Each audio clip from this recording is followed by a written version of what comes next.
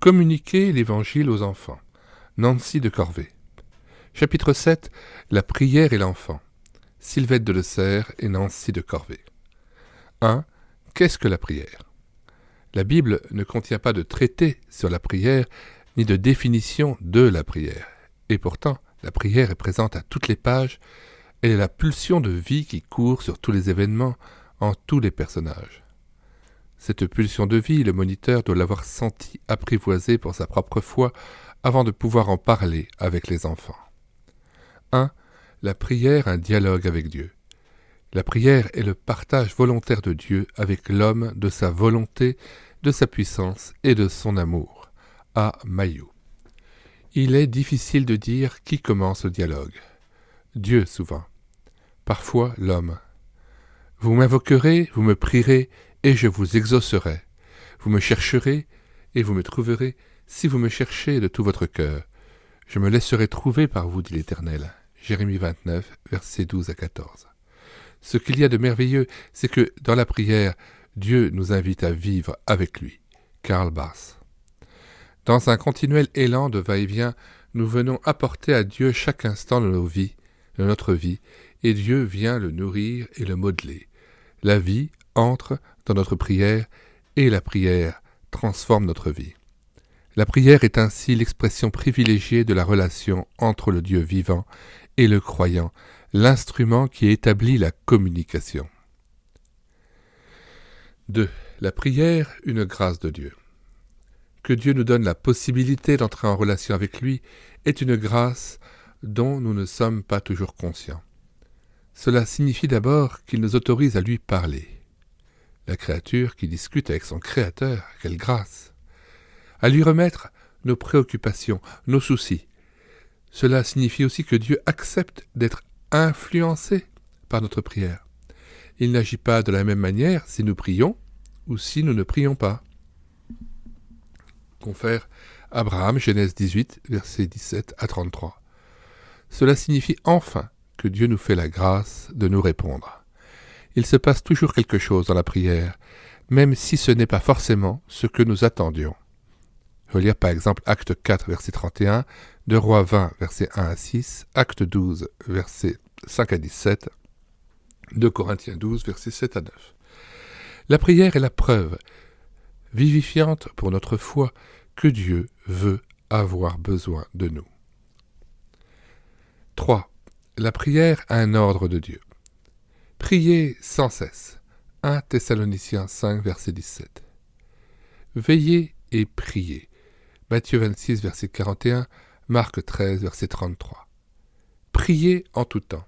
Luc 18, verset 1, chapitre 21, verset 36. Dieu, qui s'y connaît en âme humaine, donne cet ordre pour l'équilibre de notre vie spirituelle. La prière est l'expression de notre relation de confiance envers Dieu. Elle devient le lieu où essaie de s'harmoniser la volonté de Dieu et la nôtre. Elle est l'occasion donnée par Dieu de comprendre sa volonté. Il s'agit donc non pas d'essayer de faire plier Dieu à notre volonté, mais de rechercher sa volonté et, l'ayant connue, de l'accepter et de participer à son accomplissement. Si Dieu ordonne la prière, c'est qu'elle est le lieu par excellence où nous pouvons le suivre à la trace. M. Monsieur Quoi dans tous les moments et les événements de notre vie. 4. La prière, une réponse de l'homme. À l'offre de dialogue, à la grâce, à l'ordre de Dieu, l'homme répond par sa prière. La prière est l'acte tout simple par lequel nous acceptons et faisons usage de l'offre divine. La prière est donc une forme de l'obéissance de l'homme. Elle n'est pas une bonne œuvre, une démarche pieuse que nous pourrions offrir à Dieu et dont nous pourrions nous prévaloir. Elle est notre adhésion à sa grâce et à son ordre. Elle est encore le pont qui conduit de la foi aux actes. Si la foi porte des fruits, cela ne va jamais de soi. Le Dieu vivant et l'homme croyant y prennent une part directe. La prière jette un pont sur le fossé qui sépare la foi qui entend de l'obéissance qui agit. H. Asmussen. C'est pourquoi la prière n'est pas seulement une affaire des lèvres, elle est une adhésion de toute la vie, une mise en route vers l'engagement concret. Et dans cette optique, elle est souvent le lieu du combat que nous aurons à livrer contre nous-mêmes pour entrer dans la volonté et l'action que Dieu veut pour nous. Ce n'est pas toujours facile de dire à Dieu « Que ta volonté soit faite et non la mienne ». 5. La prière au nom de Jésus-Christ. Une prière authentique est faite au nom de Jésus-Christ. Ce n'est pas une formule qui signifie « je termine, je conclus ». Cela veut dire que notre prière est en filiation directe avec celle de Jésus. La prière, en effet, n'est jamais dialogue immédiat avec le Seigneur. Je ne peux m'adresser à Dieu que par la médiation de Jésus. Nul ne vient au Père que par moi. Jean 14, verset 6. La prière au nom de Jésus est la caractéristique de la prière chrétienne. Elle signifie 4 choses. A. Elle est signe d'humilité. Je n'ai aucun titre à faire valoir pour m'adresser à Dieu. Seule la grâce du Christ reçue dans la foi me permet ce dialogue. Ma prière se réclame de ce que Jésus a déjà accompli. Elle demande à ce que le tout est accompli se manifeste. B. Elle est signe de liberté. En Christ, je suis devenu fils de Dieu.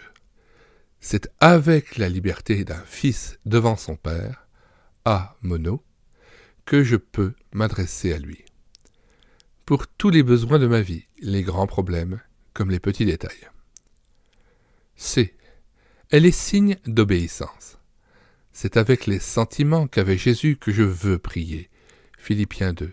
C'est-à-dire en cherchant non pas ma volonté, mais ta volonté. D. Elle est signe de foi.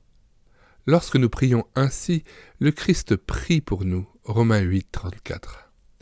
Il transmet nos prières à Dieu et les appuie par son intercession. Hébreux 4, verset 14, chapitre 7, verset 25. Ainsi, par la prière, Jésus-Christ continue son œuvre en nous et dans le monde entier. C'est tout cela la prière. Bien entendu, les enfants ne peuvent pas saisir d'emblée tous ces aspects. C'est l'affaire de toute la vie. Il faut se rappeler que les hommes de la Bible ont prié avant de réfléchir sur la prière, avant d'avoir une théologie de la prière. Les enfants peuvent donc commencer à prier avant de savoir exactement tout sur la prière. Mais cela ne nous dispense pas de préparer les enfants à découvrir peu à peu toutes les richesses et toutes les faces de la prière. Et pour cela, l'enseignement des parents d'abord, des moniteurs ensuite est capital. La première découverte à faire, c'est que la prière est à la fois quelque chose d'extraordinaire, de sérieux, puisqu'on dialogue avec Dieu, et quelque chose de très simple et naturel qui touche à notre vie de tous les jours. Nous terminons là cette partie de la lecture sur la prière et l'enfant. Nous continuerons dans la prochaine capsule vidéo avec le second paragraphe, la prière aux différents âges. Nous rappelons que nous mettons à chaque fois dans les commentaires de chaque vidéo le lien de téléchargement sur médiathèquechrétienne.fr du livre de Nancy de Corvée, Communiquer l'Évangile aux enfants. Il suffit donc de cliquer sur le lien et vous arrivez directement sur la page de téléchargement du livre. Vous cliquez sur « Lire » et vous téléchargez en PDF ou en Word l'ouvrage. Nous mettons aussi en même temps le plan du livre pour que vous puissiez vous repérer sur les différents points développés par Nancy de Corvée. À bientôt.